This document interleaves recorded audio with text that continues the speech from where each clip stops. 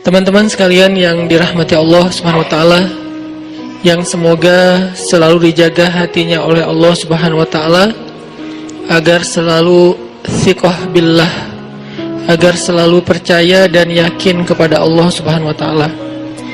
Karena kelemahan kita itu berawal saat kita mulai meragukan Allah. Dalam segala dinamika hidup, kita selalu butuh Allah. Kita butuh Allah ketika Allah kasih kita ujian.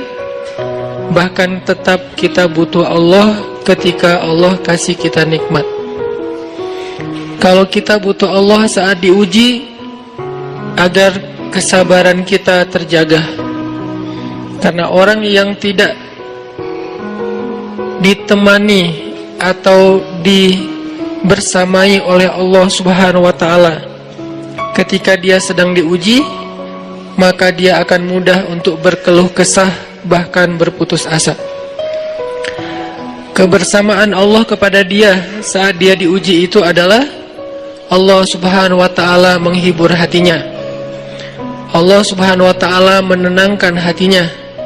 Allah Subhanahu wa taala menghidupkan hatinya dengan nikmat iman. Ala bidzikrillahi tatmainnul qulub. Innamal mu'minun idza dzukirallah wajilat qulubuhum. Bukankah dengan mengingat Allah hati menjadi tenang? Dan orang yang beriman apabila diingatkan dengan nama Allah, disebut nama Allah, maka hatinya akan bergetar. Ini bentuk Allah membersamai hambanya ketika dia dalam keadaan diuji. Allah menghiburnya dengan kalimat, alam yajidka yatiman fa'awa wa wajadaka dhallan fahada wa wajadaka ailan fa'aghna. Allah menghiburnya dengan kalimat, inna a'tainakal kautsar. Allah menghiburnya dengan kalimat, kalla saya'lamun summa kalla saya'lamun. Allah menghiburnya dengan kalimat, la tahzan innallaha ma'ana.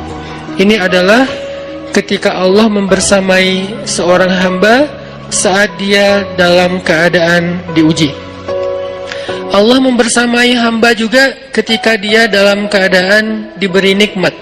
Karena tanpa itu, maka seseorang akan jatuh justru kepada dosa-dosa karena dia mendapatkan banyak kenikmatan hidup.